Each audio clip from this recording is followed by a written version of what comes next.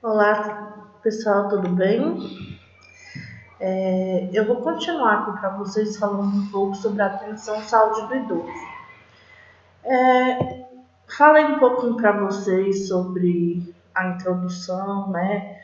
Sobre o que é a saúde do idoso, um pouquinho das diretrizes, né? E agora a gente vai continuar sobre as políticas públicas do idoso. No final da década de 90, a Organização Mundial passou a utilizar o conceito de envelhecimento ativo. O que é isso?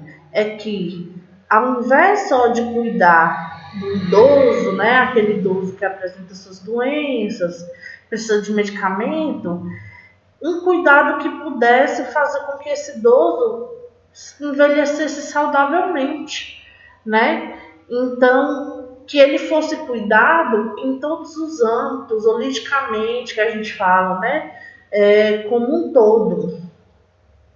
Então, isso ajudou para que esse idoso pudesse participar mais socialmente, né? Então, ele teve sua qualidade de vida melhorada. Hoje a gente consegue tratar esses idosos na atenção primária, por exemplo. Eles chegam até nós com mais saúde porque a gente acompanha ele ao longo da vida. E se tiver alguma doença crônica, a gente trabalha em cima dessa doença que ele apresenta. E conseguimos também introduzir a atividade física, né? O lazer, prevenção de violência familiar e urbana, acesso a alimentos saudáveis, a redução no consumo de tabaco, bebida. Então, tudo que a gente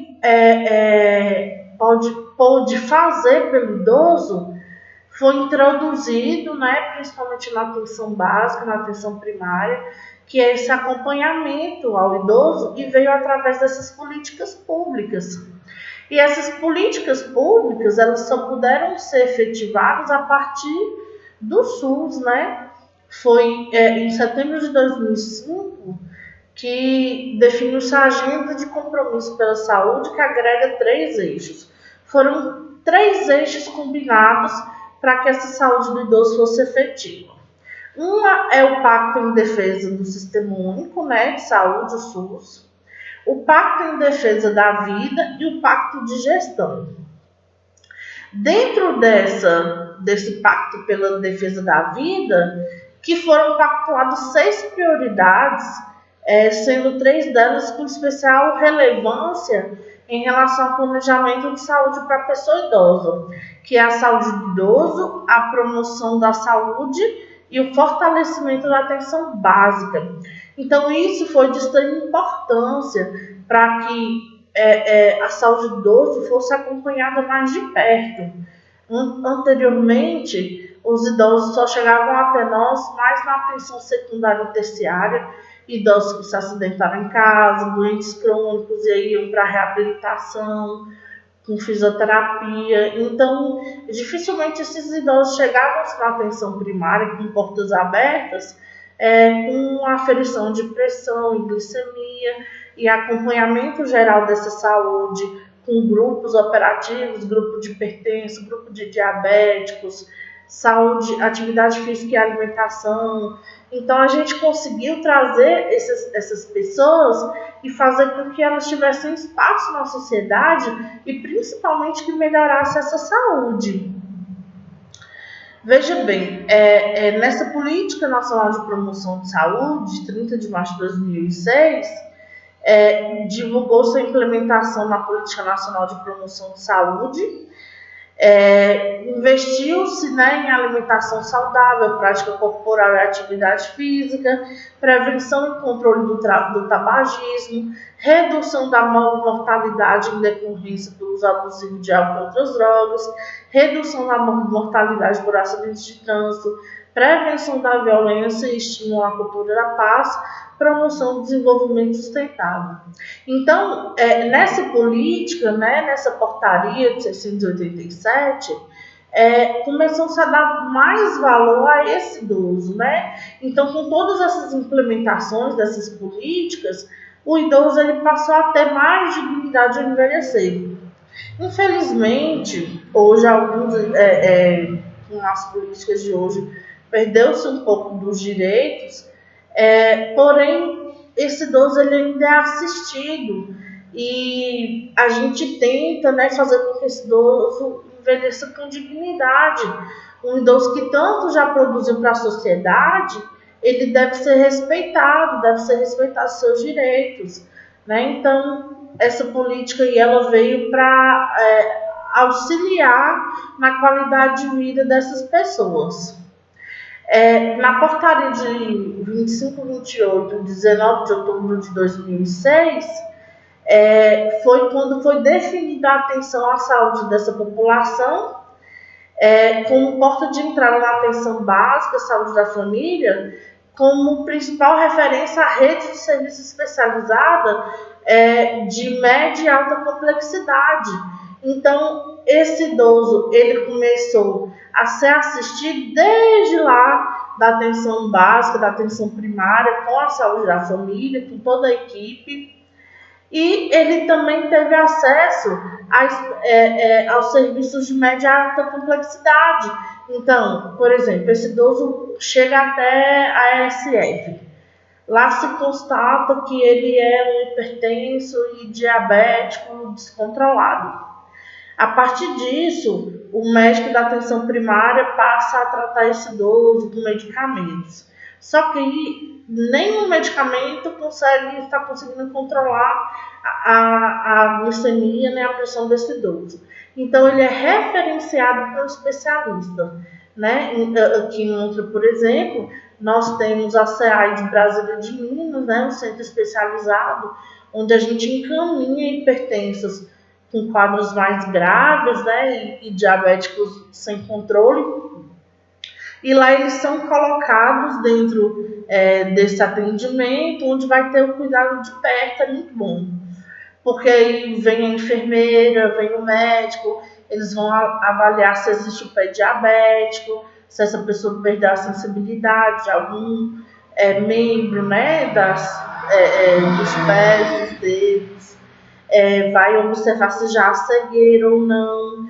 Então, esse paciente ele é assistido completamente. Precisa do cardiologista, do endocrinologista, vamos marcar para ele. Né? Então, ele consegue ter acesso também a outros serviços de especialidade, além da ESF.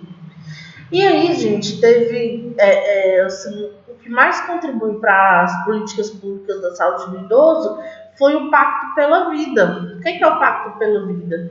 Foi um compromisso entre os gestores do SUS, onde deu-se prioridade sobre a saúde da população brasileira. Esse pacto ele foi renovado em 2011. Então, os estados, regiões, municípios, eles devem pactuar as ações necessárias para que se batam metas, né, e objetivos propostos na saúde de toda a população. Então, são 6 as prioridades pactuadas: saúde do idoso, controle do câncer de colo de útero e mama, redução da mortalidade infantil e materna, fortalecimento da capacidade de resposta às doenças emergentes e endemias, com ênfase na dengue, hanseníase, tuberculose, malária, influenza, promoção à saúde e fortalecimento da atenção básica. Então, pegou-se aí um grupo muito importante, um grupo de risco, né, da sociedade, e fez com que se priorizasse a saúde dessas pessoas. Quais as ações estratégicas para a saúde do idoso, né? Fizeram-se a caderneta de saúde da pessoa idosa, né? Uma caderneta onde essas pessoas colocam seus dados e através dela consegue-se observar os medicamentos que são tomados, a pressão, todo dia que afere a pressão glicemia, anota-se lá. Então, consegue-se acompanhar melhor através dos profissionais de saúde, né? Foi também feito o Manual da Atenção Básica à Saúde da Pessoa Idosa, onde promove-se essas ações de saúde, tendo preferência às diretrizes contidas na Política Nacional de Saúde da Pessoa Idosa. Então, esse manual, ele é um manual que faz com que nós acompanhemos toda a saúde dessa pessoa idosa. Em 25 anos, a gente vai ser a sexta maior população de idosos no mundo. Até 2050, nós teremos 63 milhões de idosos. Hoje, são aproximadamente 17,6 milhões de idosos. Só que a mortalidade de hoje, a gente ainda perde muitas pessoas por doenças crônicas, fatores evitáveis, né? A gente não consegue oferecer 100% de saúde ainda para toda a população, até porque depende de vários contextos para que isso aconteça.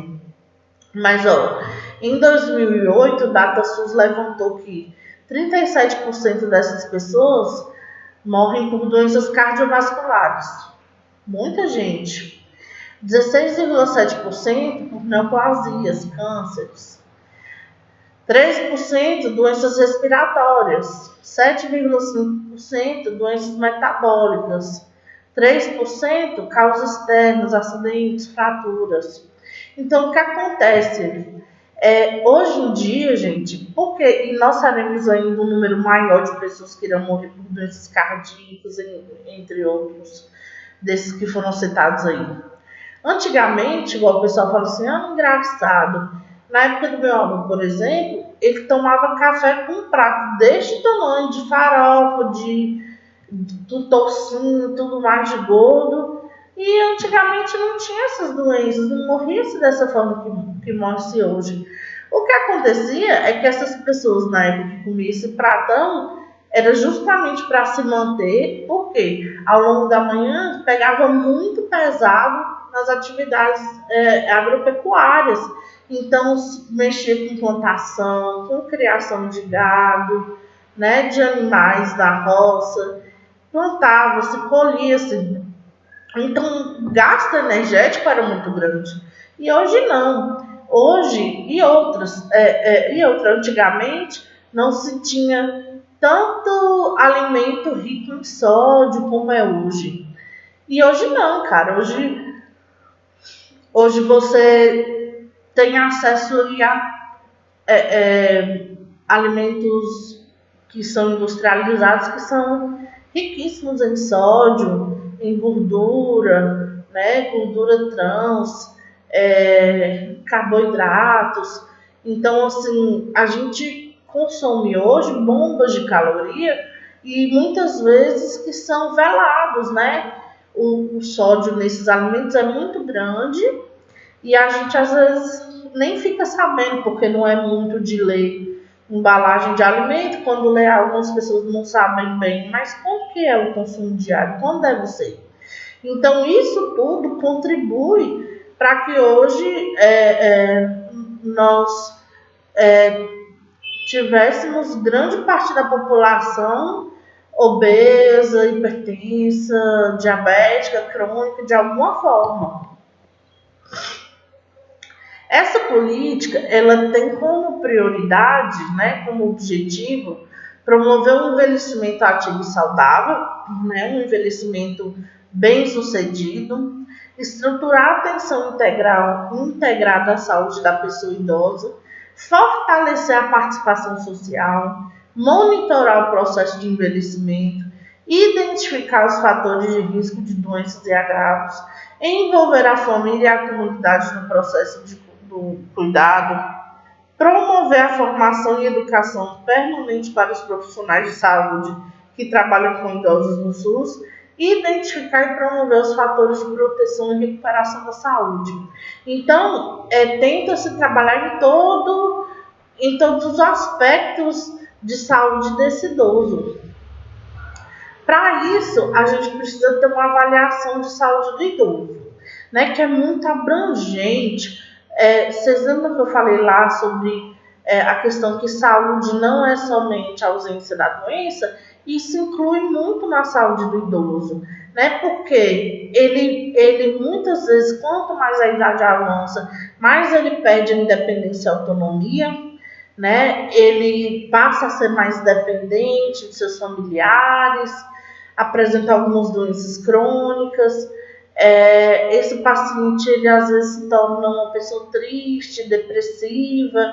Então, nesse momento, é que assim, para levar, para buscar o bem-estar desse idoso, às vezes precisa de uma equipe multidisciplinar, né? Para que a gente trate esse paciente, ele se sinta bem biopsicossocialmente, né? Em todos os estados dele, físico, mental e social. Qual é a diferença de senescência e senilidade? Eu falei para vocês. É de suma importância que os profissionais de saúde lidem com paciente idoso, que lidam com pacientes idosos, conhecer e distinguir as alterações fisiológicas do envelhecimento, denominadas senescência, e daquelas do envelhecimento patológico, né, que é conhecido como senilidade. Então, por exemplo, às vezes tem idoso que chega, minha filha, estou com as manchas roxas no meu braço, às vezes alguém pega mais forte, machuca, a pele pode arrancar. Você vai explicar o quê? É uma doença? Não. A pele do idoso está mais frágil, qualquer maior apertãozinho, ela pode se romper e fica mais escura essa pele, fica cheia de manchas. Então você tem que saber distinguir a questão patológica. Agora, meu filho, cresceu um caroço aqui que não é normal, apareceu isso. O que você acha que é? Aí sim, não, caroço no braço de qualquer pessoa é normal. Vamos passar com o médico, se for preciso ele vai pedir algum exame. Então a gente precisa saber diferir os sinais e sintomas que são apresentados fisiologicamente e patologicamente.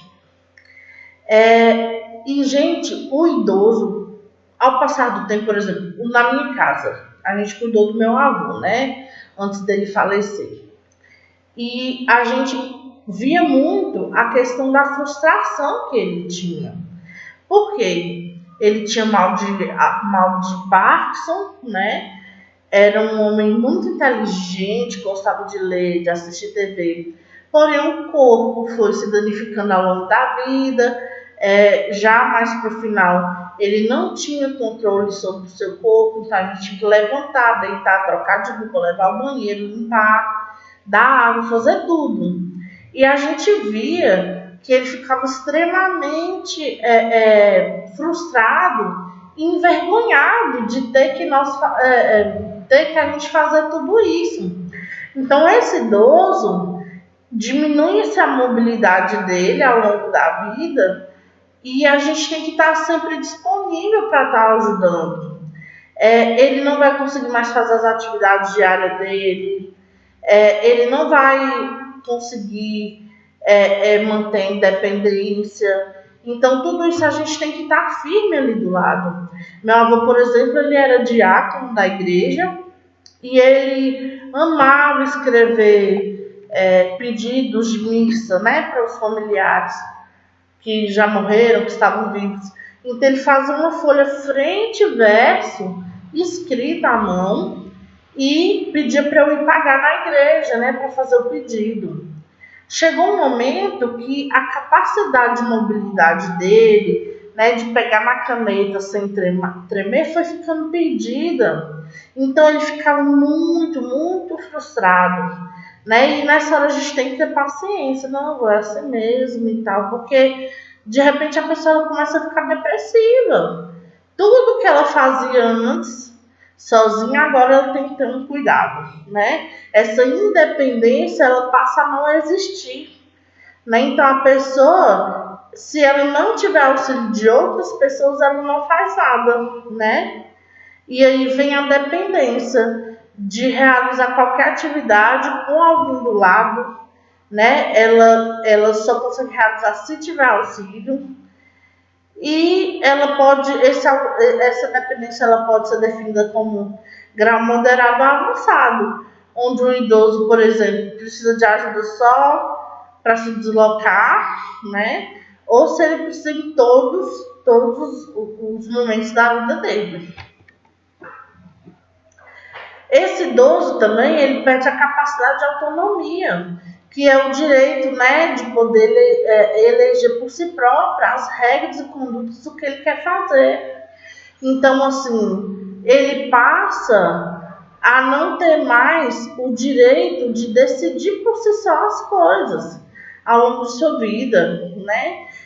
As pessoas que estão cuidando dele, os cuidadores, passam a ser determinantes nas escolhas desse idoso. E também perde a capacidade funcional, que é a manutenção das habilidades plenas, né, das habilidades físicas e mentais que são desenvolvidas ao longo da vida. Então, para se ter uma vida independente e com autonomia, tem que ter uma capacidade funcional. Então, essa pessoa ela perde a capacidade de realizar atividades básicas na vida, né? De autocuidado. Às vezes essa pessoa ela perde a funcionalidade, né?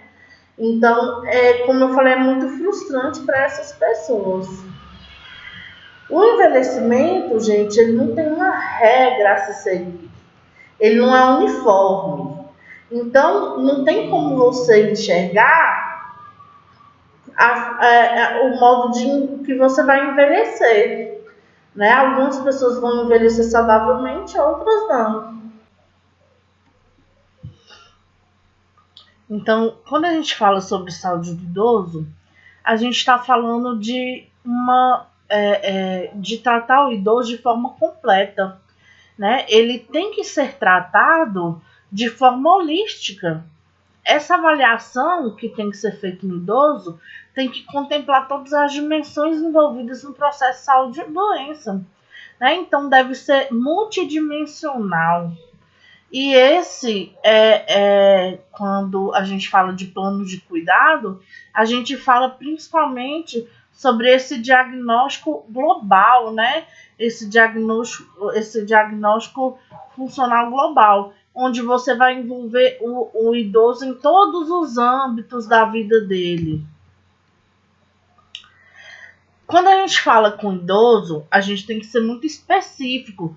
Você tem que contar que provavelmente há uma perda auditiva, pode ser pequena, mas normalmente o idoso, ele às vezes tem uma perda gradual de audição. Então você tem que contar que você tem uma diminuição de audição, ou uma grande, né, diminuição. Então você tem que ser muito sucinto e direto. Tente usar frases mais curtas e objetivas, sempre chamá-lo pelo nome, da forma que ele preferir. Evite infantilizá-lo. Ô senhorzinho, vem cá, meu amorzinho. Assim, trate ele de forma respeitosa, mas ele não é uma criança. Vozinho, queridinho, né? Tenta utilizar carinhosamente, respeitosamente, mas sem infantilizá-lo. Ele não é uma criança. Pergunte se ele entendeu bem a explicação, se houve alguma dúvida. Repita a informação quando essa for erroneamente interpretada. Uma coisa que acontece muito, por exemplo, no PSF, é quando a gente dá a receita para o idoso, ele passou no médico, passou na enfermeira, a gente tem que dar uma orientação a ele, e acaba que ele você não sabe se ele entende ou não. Então, quando você for perguntar para ele, você não vai perguntar: o senhor entendeu como que tomou? Ele vai falar: entendi. Então, pergunta: como que é? Pergunta para ele como que é que toma. Esse daqui é para tomar como? É 2 por dia. E esse daqui? Então, faça ele repetir para você garantir que ele entendeu. Alguns medicamentos, eles são muito parecidos na embalagem, porque às vezes tem a mesma empresa, né, de fabricação. Então, atrás, às vezes você pega um captopril e hidroclorotiazida. É a mesma cor, é a mesma escrita. Então, tem hora que a gente fala muito isso. Esse vermelhinho, esse azulzinho, Só que agora ele está tomando dessa forma. Da próxima vez ele pode comprar de outra embalagem e vir diferente. Então a gente sempre tem que tentar explicar da forma com que esteja lá, que vai garantir que ele tome corretamente. Se ele tem um familiar, faça com que esse familiar seja responsável por esse idoso, né? A gente fala que o familiar ele é um corresponsável. Se ele não tiver um familiar, se ele mora sozinho, tente orientar, por exemplo, o agente de saúde, quando vai na casa desse idoso e pega os medicamentos dele, separe por copinhos. Eu, às vezes, desenho um solzinho e uma luazinha num copo ou numa embalagem plástica e coloco os medicamentos. Isso facilita para que ele entenda. Fale sempre frente a frente com ele, sem cobrir a boca. Não vire nem se afaste enquanto fala. Às vezes ele está fazendo uma leitura labial. Ele precisa ver a sua boca para poder entender melhor. Sempre aguarde a resposta da primeira pergunta antes de fazer a segunda, porque ela pode necessitar de um tempo maior para responder. Nunca interrompa a pessoa idosa no meio da fala, demonstrando pressa, impaciência. É necessário permitir que ele conclua seu próprio pensamento. Isso acontece muito no serviço de saúde, porque às vezes o idoso ele te procura no serviço de saúde apenas para conversar. Ele é carente, ele mora sozinho ou não, mas na casa dele ele não tem ninguém para conversar. E às vezes ele vem e ele gosta de sentar com você. E às vezes você está ocupada, você precisa atender outras pessoas. Né? Então, assim, tente não ser mal educado, tente ser compreensivo. Se você vê que está muito apertado, tente disfarçar de uma forma que não vá ferir, né, esse paciente. Mas, assim, quando a gente está na correria, a gente tende, às vezes, ser um pouco impaciente. Separe um pouco de tempo para essas pessoas. A gente tem sempre que tentar orientar esse idoso a fazer práticas corporais, exercícios. Esses exercícios, essas práticas corporais, elas vão auxiliar muito na vida, na qualidade de vida desses idosos. Porque ao longo do tempo, esse idoso ele tem uma perda funcional, né? Ele tem uma diminuição funcional das funções dele. Ele fica mais lento, ele fica normalmente... o corpo dele fica um pouco mais enrijecido, ele sente mais dores.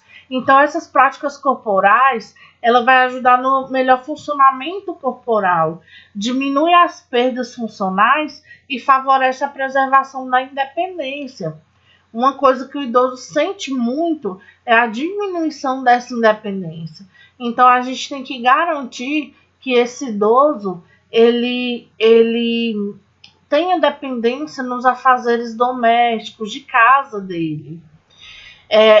Também reduz no risco de morte por doenças cardiovasculares, melhora o controle da pressão arterial, ajuda na manutenção da densidade mineral óssea, né? Os ossos, articulações ficam mais saudáveis, melhora a postura e o equilíbrio, melhora o controle do peso corporal, o perfil lipídico e a utilização da glicose. Então, você consegue oferecer para esse paciente, através das práticas corporais, uma melhor qualidade de vida. Melhora também a enfermidade venosa periférica, o sangue, a circulação, ele consegue chegar bem melhor a todos os órgãos, né, aos membros, a função intestinal, as dores no corpo, a resposta imunológica, o sono do idoso fica melhor, ele consegue ter um melhor contato social. Alguns conseguem também reduzir o tabagismo, abuso de álcool e drogas, e também contribuem na diminuição da ansiedade, do estresse, do humor, na autonomia desse idoso, né? Então, é ideal assim, que nas nossas práticas de trabalho nós possamos fazer grupos Grupos com esses idosos, grupos operativos, grupos de trabalho, grupos terapêuticos que envolvam esses pacientes, essas pessoas, e tragam ela para mais perto da gente e que faz com que a gente consiga oferecer maior qualidade de saúde para ele. Quando a gente fala de avaliação global do idoso, eu coloquei esse iceberg aí, por quê? O que a gente vê do idoso é essa pontinha do iceberg, mas a gente consegue, quando a gente trabalha com ele como um todo, a gente consegue avaliar todos os problemas, todas as coisas que ele tem vivenciado, todos esses problemas que eu falei que as práticas corporais auxiliam, a gente consegue lidar com isso no dia a dia. Existem na saúde do idoso o que a gente chama de gigantes da geriatria. São situações que acabam por diminuir a capacidade do idoso, né, de vivência, de qualidade de vida.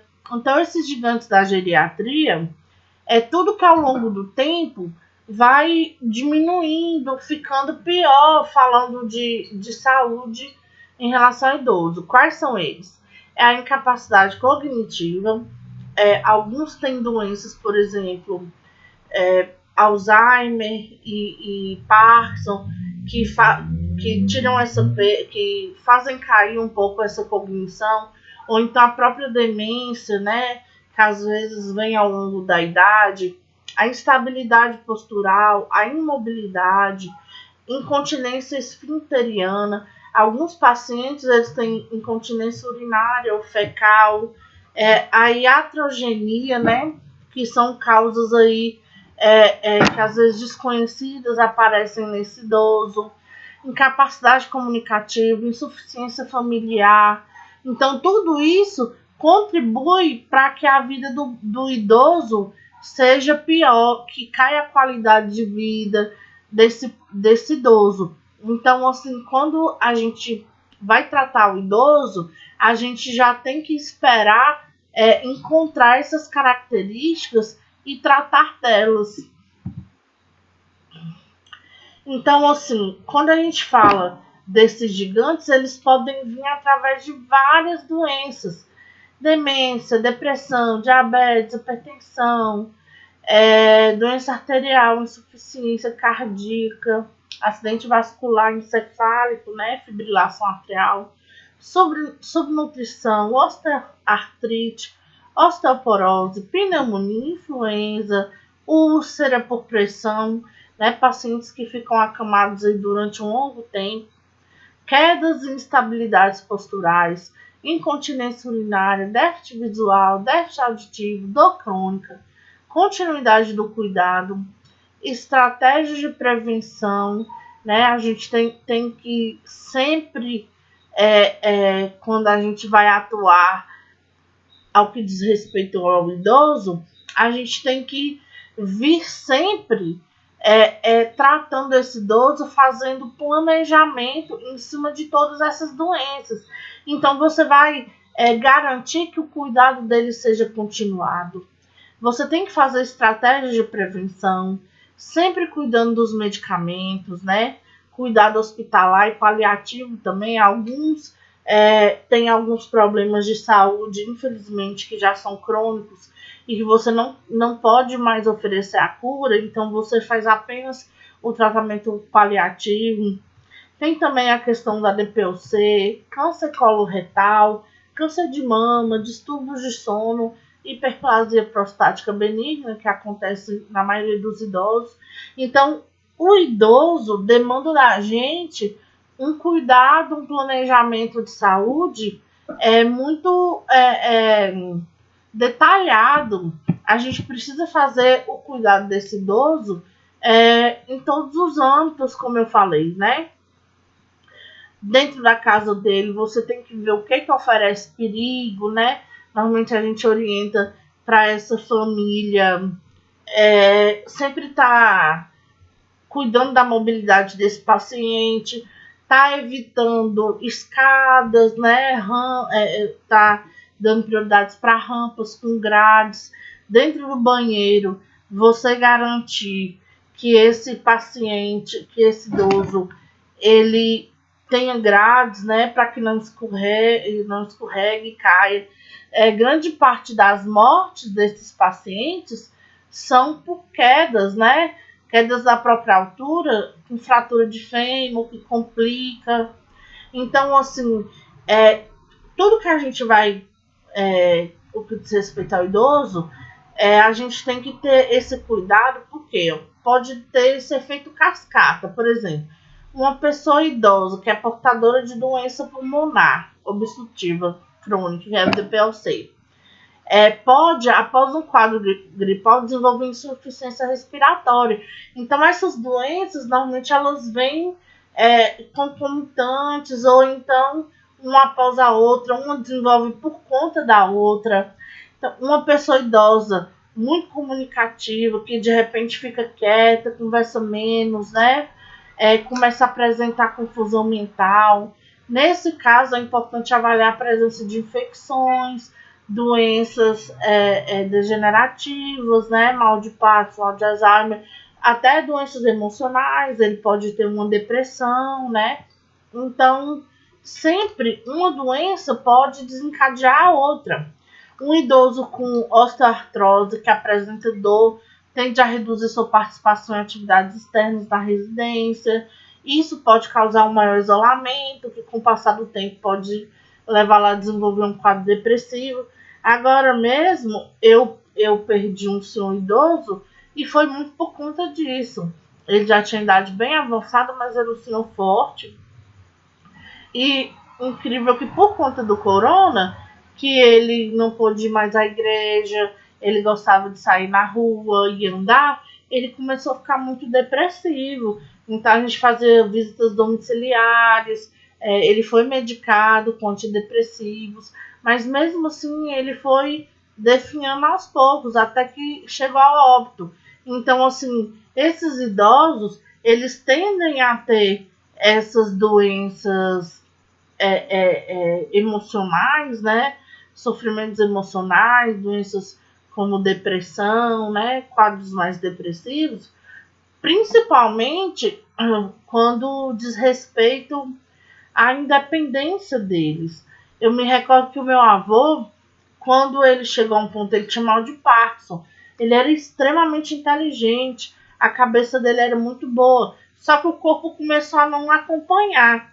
Então, quando ele escrevia suas próprias coisas e ele andava, e quando a gente começou a ter que andar junto com ele, levantar, sentar, trocar roupa, limpar o bumbum, fazer toda a higiene dele, ele começou a se sentir bastante sensível e triste. A gente sentia que ele estava tendo uma perda em relação à emoção, à dependência, e ele sentia muito isso. Então ele começou a ficar depressivo, né? Então, assim, a gente tem que ter muito cuidado de deixar claro para eles que não tem problema, a gente está fazendo isso, mas que faz parte, que ele não precisa ficar com vergonha, porque muitos pacientes, eles acabam indo a óbito por conta de um quadro depressivo, né? Hoje o índice de suicídio também nos idosos é muito grande. Sempre quando a gente vai lidar com idoso, a gente tem que investigar e descartar afecções cardiovasculares, né, principalmente doenças hipertensivas, diabetes e suas complicações, déficits sensoriais, auditivos e visuais, afecções ortoarticulares, déficits cognitivos. Então, sempre observar as interações medicamentosas. Às vezes ele toma diversos medicamentos e isso faz com que ele fique mais sonolento, ele tenha uma perda mais ponderal, ele tenha dificuldade de andar, né? Fique mais letárgico. Então, sempre observar os efeitos medicamentosos. Observar alterações de peso, fadiga, mal-estar, quedas, transtorno de sono, alterações cardiovasculares, né, miccionais intestinais, presença de incontinência, afecções ortoarticulares, dor, problemas sexuais. Sempre os idosos eles têm a cadernetinha deles, sempre tá utilizando, anotando pressão, glicemia, tá anotando ali os medicamentos em uso. É muito importante que a gente faça isso. E aí, gente, é importante também a gente promover esses hábitos saudáveis. Assim como as práticas de saúde, sempre você orientar a uma boa alimentação. Nós da atenção básica, saúde da família, sempre devemos orientar quanto à alimentação dessa pessoa idosa, né? Principalmente em casos de diabetes, hipertensão, obesidade, aumento da gordura no sangue, colesterol alto, triglicéridos alto. Então, tudo isso tem que ser orientado por nós, né? Palestras e grupos, como eu falei, a gente tem o grupo de hipertensos, né? Então, nesse grupo de hipertensos, a gente faz esse acompanhamento, faz essas palestras, quando a gente pode estar trazendo o pessoal do NAS com um nutricionista para estar orientando quanto à alimentação, ou nós mesmos orientamos quanto a isso. Então, é muito importante que a alimentação seja levantada, porque às vezes esse paciente ele está tomando diversos medicamentos para pressão ou para diabetes, a glicemia sempre alta, quando vai fazer a glicemia capilar sempre alta, e aí fala para você, mas eu estou tomando todos os remédios. E quando você vai olhar, ele está tomando os remédios, mas a alimentação está toda errada. Então, isso daí, às vezes, por conta disso é que ele está descontrolado. Algumas vezes também tem pacientes que têm feridas crônicas, né? Feridas crônicas há muitos anos. E aí são feridas às vezes venosas, né? Profundas. E quando você vai ver, o paciente ele abusa de gordura, ele abusa de sal. Então ele não tem boa circulação. E essa falta dessa circulação está contribuindo para essa cronificação dessa doença, dessa ferida. Então, sempre melhor, além da ferida que se cuida, cuidar dele como um todo. E aí, como eu falei para vocês das práticas corporais, né, entre atividade física, que é a falta de atividade física é um grande fator de risco, né, para doenças crônicas. Vem também a questão do uso do cigarro, né, do fumo, do álcool. Então, é sempre bom você incentivar essa atividade física. Hoje em dia, nos PSFs, a maioria tem um educador físico. Vem uma vez na semana, 2 vezes na semana. Então, o ideal é que você incentive ele a estar indo. Tem alguns que fazem um alongamento, dança, o exercício, tudo voltado para esses pacientes. Então, o ideal é que se incentive isso, né? Para que esse paciente não fique sedentário, fique só assistindo TV dentro de casa. E existem milhares de benefícios, né, da atividade física. Fortalece o coração, diminui os níveis de gordura corporal, reduz o risco de desenvolver doenças, melhora a saúde mental. Alguns lugares fazem muito grupos de dança, grupos de forró. Lá em Paracatu, quando eu estudei, era muito bom. Tinha os grupos de forró, normalmente sexta-feira, e eles amavam. Iam todos cheirosinhos, todo mundo na beca, bonitinho, arrumado, perfumado, e dançava, caía no forró, era bom demais.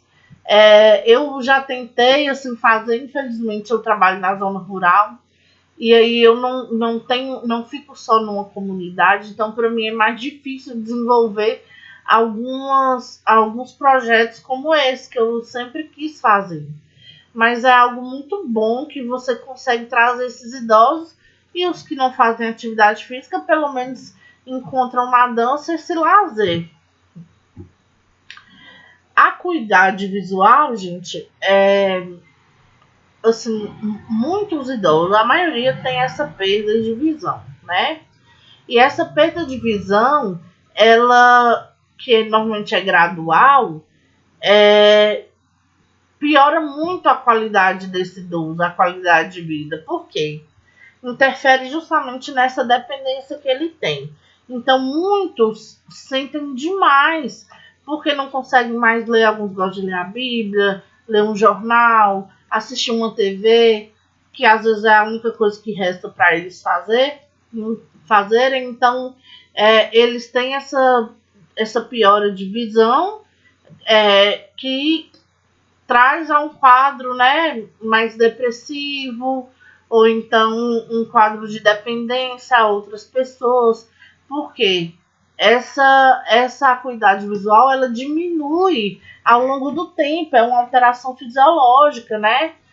A maioria tem que usar óculos, né? Alguns têm cataratas, precisam de cirurgia, precisam aí de lentes corretivas. Então, é sempre bom que faça essa avaliação.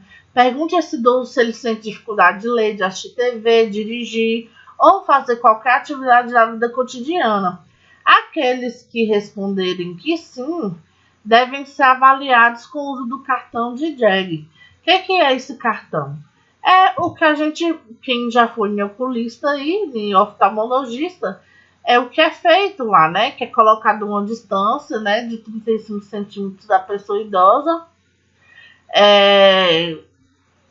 Normalmente, quem usa óculos deve mantê-los, né? E essa visão, ela é testada em cada olho separado. Você consegue ver essa letra? O que está escrito? Que número é esse? Que letra é essa? Então, isso daí você consegue observar se ela tem uma função ou uma disfunção da acuidade visual. E se tiver, você orienta a um especialista, né? Tá fazendo uma consulta, porque se for necessário uma cirurgia ou um uso de óculos ou aumento do grau, isso vai ser feito. A acuidade auditiva, ela, como eu falei, vem da questão da diminuição, né? Da auditiva, né? A pessoa, ela vai perdendo a capacidade de escutar, tem uma perda gradual e também alguns já tem uma perda maior. Tem muitos idosos que chegam na gente: minha filha, faz uma limpeza de ouvido em mim, eu quase não estou escutando. Aí você até olha, às vezes o ouvido tá bonzinho, mas às vezes de tanto insistir você faz uma limpeza. Só que ele continua reclamando, e a gente sabe que é pela perda auditiva, não é por excesso de cera. Já outras pessoas é por excesso de cera. E aí você procura fazer uma lavagem, né? No ouvido, o médico faz, pinga ali o medicamento para poder tirando essa cera, fazendo ela ficar mais líquida para facilitar com que ela saia. Nesses pacientes, nesses idosos que você observa a acuidade auditiva, a gente já faz o teste do sussurro, né? Você fala bem baixinho, né? Fica numa distância ali de aproximadamente 33 centímetros e sussurra mesmo, né? Em cada ouvido, faz uma pergunta, né? Qual o seu nome? Fala bem baixinho, faz algumas perguntas. E aí você observa se ele está compreendendo. Ele fala às vezes que tem algum zumbido no ouvido, ou você percebe que ele fala alto demais.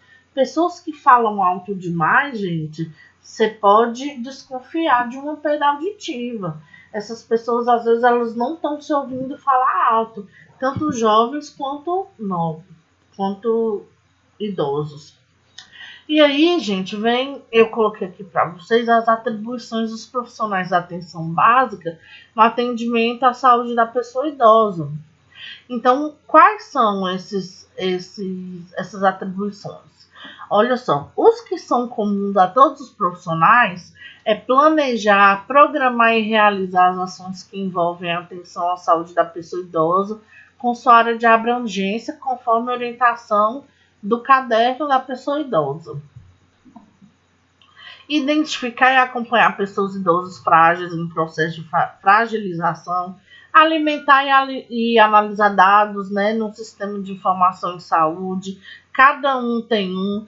Antigamente era o CIAB, depois se transformou no ESUS. Alguns lugares hoje já tem tudo computadorizado.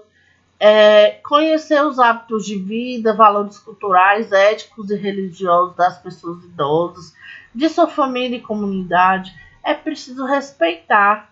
A gente ouve o idoso falar muita coisa dos tempos antigos, e às vezes eles falam muitas coisas em relação à cultura, por exemplo, mula sem cabeça, o que mais? Boto d'água, isso e aquilo. Ou então eles sempre têm um medicamento da roça, uma coisa que eles ouviam dos pais dele, não pode comer ovo e tomar leite, não pode isso, não pode aquilo. Então, a gente tenta orientar esses idosos, mas sem desrespeitar a sua cultura, o seu entendimento, a sua religião, né? Então, assim, sempre respeitando essa pessoa idosa e procurando conhecê-lo. Acolher a pessoa idosa de forma humanizada, na perspectiva de uma abordagem integral e resolutiva, possibilitando a criação de vínculos com ética, compromisso e respeito. Prestar atenção contínua às necessidades de saúde da pessoa idosa, articulada com os demais níveis da atenção, com vistas ao cuidado longitudinal, né, que é ao longo do tempo. Você tem que fazer um planejamento que você vai articular não só o cuidado de hoje, igual eu falei, paciente com uma ferida. Ele está com uma ferida, mas ele tem diversas outras comorbidades, ou ele tem outros problemas, que ele precisa ser acompanhado ao longo do tempo, né, a longo prazo. Então, você vai tratá-lo como um paciente que deve ser acompanhado por toda a vida. Preencher, entregar e atualizar a caderneta de saúde da pessoa idosa conforme manual de preenchimento específico. Realizar e participar das atividades de educação permanente, né? Como eu falei, desses grupos operativos, você incentivar sempre esses idosos a estarem participando de todos os grupos, né? Desenvolver ações educativas relativas à saúde da pessoa idosa, de acordo com o planejamento da equipe. Tem alguns projetos que a gente faz que introduz esses idosos. Por exemplo, eu já fiz em relação aos medicamentos e chás, né, naturais. Então, a gente pegou várias folhas, várias ervas, né, que são utilizadas, e eles gostaram bastante, porque eles tinham muito conhecimento, eles puderam participar bastante. E tem outros lugares que eu já vi fazer a própria horta com essas folhas, com esses chás. Então, você consegue envolver esses idosos em algumas atividades. Realizar atenção integral à pessoa idosa, orientar o idoso, os familiares, cuidador sobre a correta utilização dos medicamentos, participar das atividades de assistência básica no domicílio ou nos demais espaços comunitários.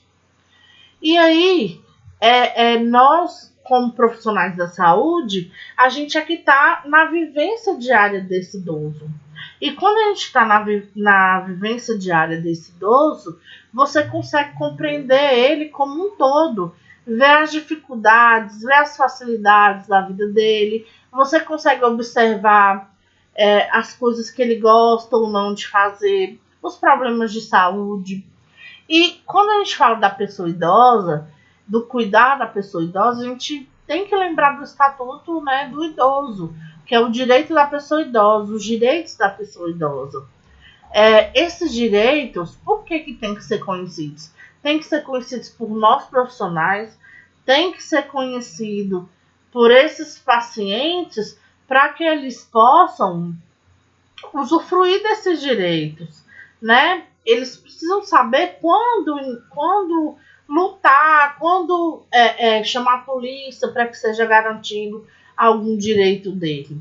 Então, o Estatuto do Idoso ele foi feito em 2003 e ele é instituído para destinar e regular os direitos assegurados à pessoa idosa, né?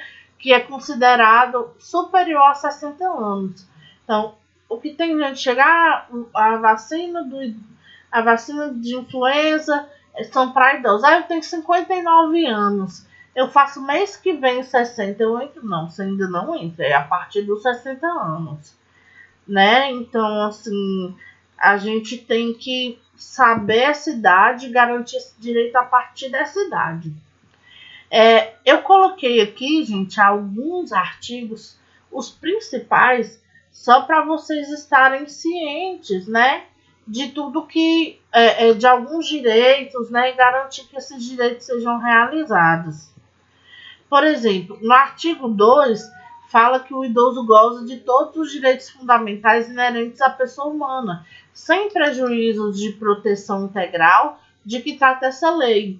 E é assegurado-lhe que, por outros meios, todas as oportunidades e facilidades para que seja preservada a saúde física e mental, para que seja feito o aperfeiçoamento moral, intelectual, espiritual e social, tudo em condições de liberdade e dignidade.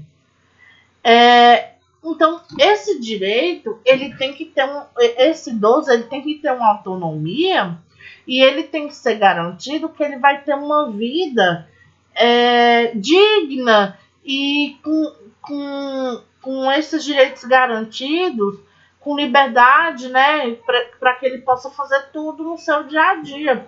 A gente tem que lembrar, gente, que esse idoso, ele contribuiu por muito tempo como jovem, né? Ele trabalhou por muitos anos, ele contribuiu para o desenvolvimento do país e hoje ele merece um descanso, ele merece ter autonomia, né, do seu cuidado. Ele merece ter lazer, né, principalmente. Muitos idosos aí não têm lazer. É obrigação, então, oferecer esses direitos que eu falei. É obrigação da família, é obrigação da comunidade, da sociedade, do poder público. Então, se você, como comunidade, observa que um idoso ele tem sua liberdade restrita, ele não consegue, ele está preso, né? Ou ele não recebe alimentação, ele sofre maus tratos, tudo isso deve ser denunciado, né? Seja você da comunidade, seja você do poder público, seja você da família. Então, tem que ser garantido. Esse idoso, ele tem o direito efetivo à vida, à saúde, à alimentação, à educação, à cultura, ao esporte, ao lazer, ao trabalho, à cidadania, à liberdade, à dignidade, ao respeito, à convivência familiar e comunitária. E todo mundo, todos esses órgãos que eu falei, devem garantir isso. Principalmente, é dever de todos prevenir a ameaça ou violação aos direitos do idoso. Se você vê que esse idoso ele está sofrendo qualquer tipo de violação desses direitos que foram ditos, devem ser denunciados. Já o artigo 8, ele fala que o envelhecimento é um direito personalíssimo e sua proteção um direito social. Então, o que é personalíssimo? Ele tem que ser garantido de qualquer forma. E isso é um direito dele e tem que ser feito. Esses idosos, eles têm que ser lembrados que no lazer, na educação, cultura, esporte, diversões, espetáculos, produtos, serviços, né, que respeitem sua condição e idade, eles têm que ter desconto de pelo menos 50%, né, nos eventos artísticos, culturais, esportivos, de lazer, e sempre com acesso preferencial. Gente, quem aqui já não ouviu alguém reclamando que o idoso, mas tem a fila preferencial, esse idoso forte aí, quieta, menino, tá melhor do que eu. Ou então vê um idoso dançando, tá vendo? Quieta, menino, dança demais, aí depois vem querer passar na frente dos outros na frente da loteria. Cara, é direito deles. É um direito que tem que ser garantido e você tem que garantir esse direito.